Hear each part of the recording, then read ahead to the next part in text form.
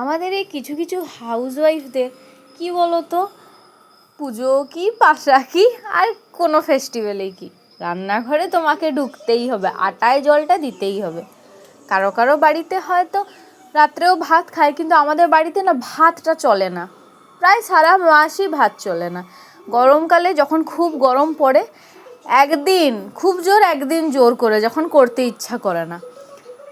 আমাদের বাড়িটাই এমনি, রাত্রেবেলায় রুটিটি করতেই হবে। কি করব বলো, আমাদের পুজো না পাশা কি আছে। একদিন বেরোলাম, বাইরে খেলাম, ফির ঘরে এসে আমার হাজব্যান্ড বলবে একটু কড়া করে চা করো তো, একটু ঘরের খাবারটা হলে ভালো হতো। ওই জন্য বলি আমাদের হাউসওয়াইফদের না একটুও ছুটি নেই জানো তো রান্নাঘর থেকে। কোথাও যখন মানে বিয়েবাড়ি নিমন্ত্রণ পড়ে না, তখন খুব আনন্দ হয়, যা হোক বাবা আজকে দুপুরে কি আজকে রাত্রের একটু বাঁচলাম।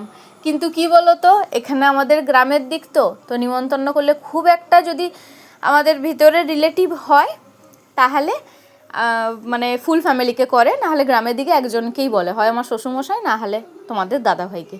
তো যাই, নিজের পেটের জন্য তো কিছু করতে হবে।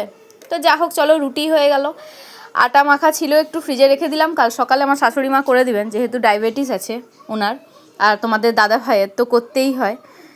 রুটি করে একটু চলে এলাম। বন্ধুরা দেখো আমাদের লাইট দিয়ে দিয়েছে, এটা আমাদের মন্দির থেকে লাইট দিয়ে দিয়েছে, কারণ আজকে হচ্ছে মহাপঞ্চমী, তো ভীষণ আনন্দ, গানও বাজছে। চলে এলাম ভেতরে।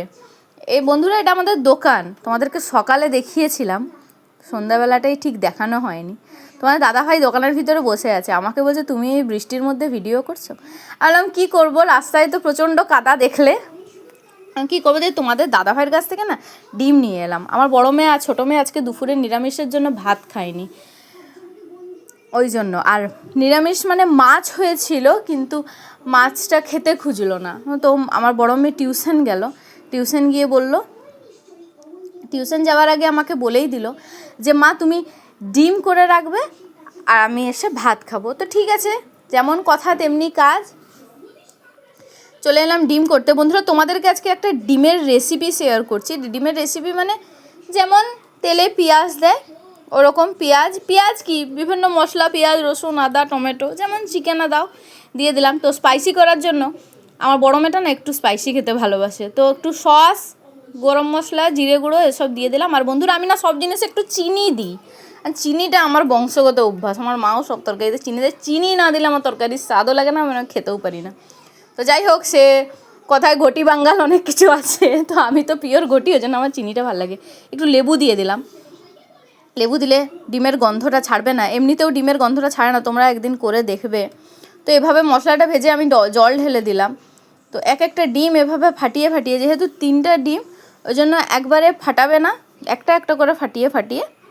আর প্রথমে আমি ঢাকিয়ে দিয়েছিলাম, জলটা একটু ফুটতে দিলাম, জলটা ফুটা হয়ে গেলে আমি ডিমগুলো একটা একটা করে ঢেলে দেবো। একটা ডিম নেবে, এভাবে ভাঙবে, ভেঙে আর দিয়ে দেবে, দেখেছো, এভাবে দিয়ে দেবে, কোনো রকমের আঁশটে গন্ধ কি কিচ্ছু ছাড়ে না। তোমরা একবার রেসিপিটা যে জানো অবশ্য আমাকে বলবে, আর যে নাও জানো সে এরকম করে খাবে বেশ।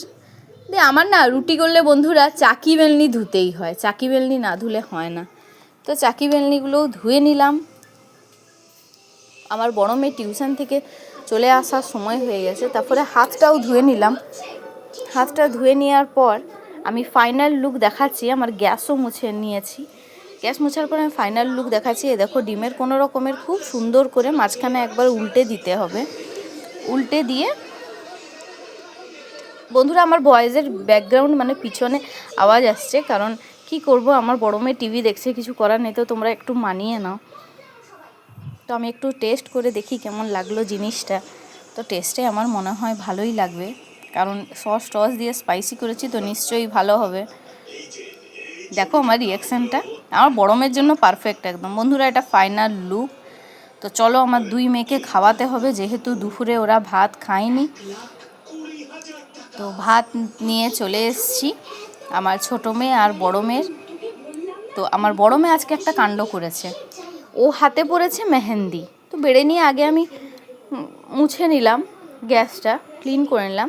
2 মেয়ে পড়েছে হাতে মেহেন্দি, তোমাকে দেখালাম খুব সুন্দর হয়েছে। আরেকটি কাণ্ড হয়েছে বন্ধুরা, আজকে আমার ছোটো মেয়ে, আমার বড়ো মা ছোটো মেয়েকে একটু পুজো মণ্ডপ দেখাতে নিয়ে গেছিলো। ওইখানে দেখো কি অবস্থা হয়েছে, কেমন পড়ে এসছে পুজোর সময়, হাঁটতে পারছে না, ভীষণ ব্যথা লাগছে। গরম বোরোলিন 2-4 বার দিয়েছি। আমার ঘরে সেরকম কোনো আর্নিকা বলে জিনিস নেই, ওই জন্য মানে ওষুধ নেই। বড়ো মেয়েকে খাইয়ে দিলাম, ছোটো মেয়েকে খাইয়ে দিলাম। তো চলো কাল আবার দেখা হচ্ছে আরেকটি নতুন ব্লগে। Tata, good night.